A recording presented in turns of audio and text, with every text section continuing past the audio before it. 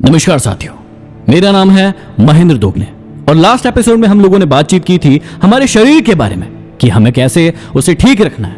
आज का हमारा टॉपिक है पैसा।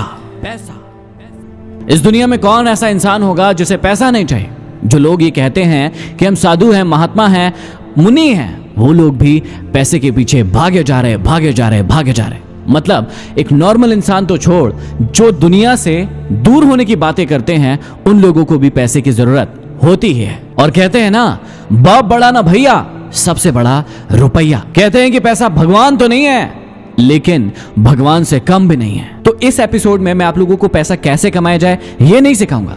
यदि पैसा है तो उसको कैसे मैनेज किया जाए वो सिखाऊंगा मैं आपको। कई लोग परेशान रहते हैं कि उनके पास पैसा तो है लेकिन वो उसे ठीक तरीके से मैनेज नहीं कर पा रहे। तो उसे कैसे मैनेज किया जाए, कैसे उसका उपयोग किया जाए, कितना पैसा कहां खर्च करना चाहिए, कितना बचाना चाहिए, कौन सी ट्रिक, कौन सा प्रोसेस सही है, वो मैं आप लोगों को बताने जा रहा हूं। तो मान लेते हैं कि किसी व्यक्ति की इनकम 1 रुपए है। अब उस 1 रुपए में से 25 पैसे सबसे पहले हर इंसान को निकाल लेना चाहिए, जो अपनी कंपलसरी जो खर्चे हैं उनके लिए, जैसे बिजली का बिल, गैस की टंकी, पेट्रोल, बच्चों की फीस, घर का किराना, इस प्रकार की बहुत सारी चीजें हैं जिनके लिए कंपलसरी तौर पर खर्चा होगा ही होगा। आप 1 महीने के अपने पूरे हिसाब को लिखिए कि कौन कौन सी ऐसी चीजें हैं जिसमें आपका कंपलसरी इतना खर्चा तो हो ही रहा है और उतना भाग अपनी कमाई का निकाल के अलग रख दीजिए। अब मान लेते हैं कि कुल इनकम का जो कुल पैसा आपके पास आया है उसका 25% उसमें चला गया। अब आपके पास बचा है 75%। अब आपको क्या करना है, अगला 25% लगाना है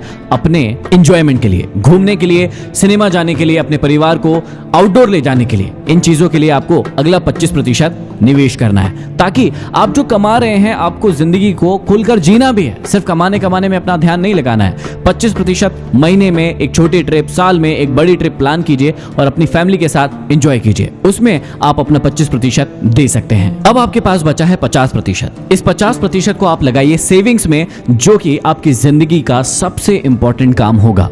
व्यक्ति जब कमाना शुरू करता है तो उसे खर्चों के बड़े शौक रहते हैं कि मैं ये खरीद लूं, ये भी ले लूं, लेकिन इसी चक्कर में वो अपनी सेविंग्स करना भूल जाता है, जो कि सबसे इंपॉर्टेंट है। अब इस 50% सेविंग के हिस्से को 2 भागों में बांटकर वो चाहे तो 25% को इन्वेस्ट कर सकता है और 25% को अपने पास रख सकता है। कई इंसानों को आपने देखा होगा कि वो कमाते बहुत है लेकिन वो महीने के अंत में रोते रहते हैं कि यार मेरे पास तो पैसे ही नहीं बचे, थोड़ा पैसा तू दे दे, मुझे इस चीज की जरूरत है, मुझे ये चीज लेना है। ऐसा क्यों होता है? क्योंकि वो शुरू से अपनी इनकम को, अपनी कमाई को मैनेज नहीं करते हैं। वो अपनी सेविंग्स पर कभी ध्यान नहीं देते हैं। और ध्यान रखिएगा, जिस व्यक्ति ने अपनी सेविंग्स पर ध्यान नहीं दिया उसका फ्यूचर बिल्कुल खराब है। और जिस व्यक्ति ने अपनी सेविंग्स पर बिल्कुल ध्यान दिया, सारा 25% एंजॉय करके कंपलसरी खर्चे निकाल कर यदि 50% धन जो है उसके पास, उसको सेव किया, इन्वेस्ट किया, तो ऐसे इंसान को भविष्य में कभी भी किसी व्यक्ति के सामने 1 भी रुपया